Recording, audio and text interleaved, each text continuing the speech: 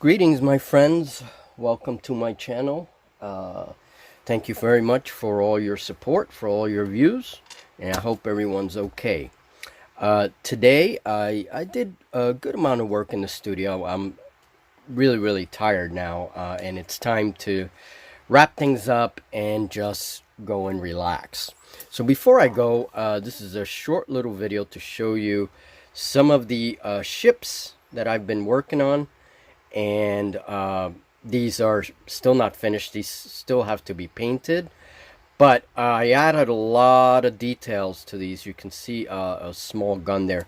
Hey, I'm gonna get my fat fingers out of the way, and so you can see small gun there. There's gonna be a few small guns in here, and you can see how I built up the bridge area with all these these are little toothpicks and things, and I use some cardboard here.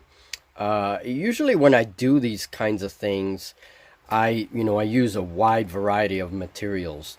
And this is a fictitious ship, obviously. It's supposed to be an ironclad, but we know that this is a fictitious ship.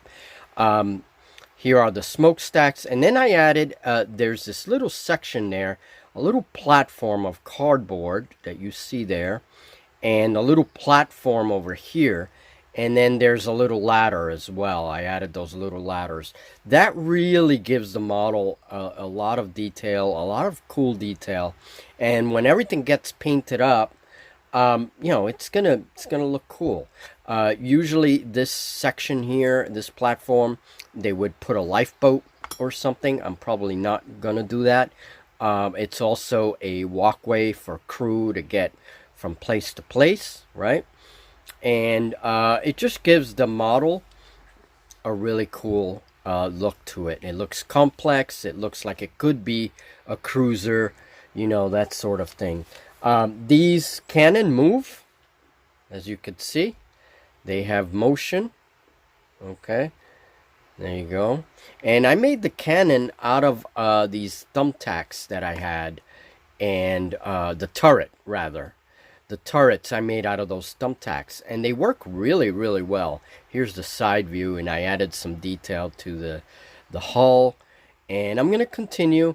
This one's pretty much finished. I have to straighten up the masts a little bit once everything is dry, because I used green stuff to sculpt some areas, and then once everything is dry, I straighten up the masts a little bit, and then add a little bit of rigging. And I use a very thin, almost filamental wire, and it makes pretty good rigging, and it just adds another layer of detail to the ship. Here's the railing here for the front, and here's the second ship. Now the second ship is also a cruiser, but it has these side sponsoons. Again, these are fictitious ships, and it's going to be for some kind of alternate history steampunk game or something like that, where we can find some naval rules, and I want to have some airships supporting these ships. So it would be cool. It would be like some airships, which I would make myself, and some of these naval ships, so we have air and sea kind of working together. That would be really cool. So I gotta be careful, because this green stuff is not yet dry. It's still very wet, so it's very easy to smush it up. But I like doing this. I like using different materials. This has cardboard, it has foam for the deck, has little wires. These things here that I'm using for the ladders is this stuff here, and I get this in a roll. It's like a vinyl. It's almost tape-like. It's called fiber tape, and it is a very almost vinyl kind of fibrous material, and it makes very good detail. Say if you're doing sci-fi terrain, right? I use this to make my grid, or rather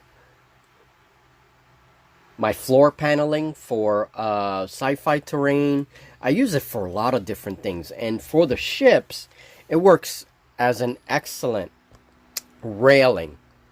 You can see it right there. And there's one right there. And then the bridge, I used it to make like the windows for the bridge. So it's good stuff. I like it. And then there you see the hull for a battleship. I'm going to do a nice battleship that's similar, you know, in style to these ships. So this way they all feel like they go together. So on the way to making a small fleet, then I'm going to add a couple of airships and we're ready. We have one fleet ready to go. And then all I got to do is a few ships for Julie and we're ready to battle it on. This kind of stuff I know is not of interest to everyone, but even if you're not interested in naval wargaming per se, just the techniques used to make the ships, you know, those are the same techniques that I use in many of my builds when I'm building starships or land vehicles or whatever it is. These same techniques I use in those models as well, so maybe of interest in that sense. I will be making some steam mechs and some steam tanks. We're going to move from sea to land and see what I can come up with in the future. But for now, I wanted to finish these ships. I don't like to leave projects unfinished. And that's it. So these are almost done, and these are very small Navy ships. Now one last thing before I go, some of the tools that I use: scissors, nice sharp thin scissors, my X-Acto blade, and a couple of sculpting tools. These are wax carvers. I get them in sets and they're excellent for sculpting. These are very old.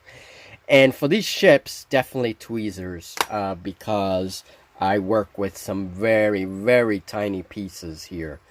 And then I use this sharp tool to perforate the holes, to make these holes here. And then, of course, as cement, I use contact cement. Be very careful with this stuff. Don't breathe it in. You got to work with a lot of ventilation when you're doing that. And then 20 gauge wire, and I have my floral wire, which is much a thinner gauge. This is 26 gauge, I believe. 26 gauge. Yep. So yeah, so this real thin wire is part of it for the really thin portions of the masts, the extensions, and of course green stuff and toothpicks. And I use toothpicks also as glue applicators, and a lot of times what I'll do with my toothpicks, in order to get into tight areas, I kind of break them like this, but so that they're still together and they have that angle, and I dip them in my glue, and then I can get into really tight areas like that. So as a glue applicator, toothpicks are great, and of course I use them as components to some of these structures as well. So these need to be painted. We'll see what happens when they're all painted up, and maybe I'll give them a camouflage pattern or something, you know, something like that. We'll see. Alright, well, that's it, folks. That was another daily little, I'm doing my little updates daily, and just kind of showing you guys what I'm doing in the studio. So that was the daily little update, and onward to other things. So have a great day, folks, and we'll talk very soon.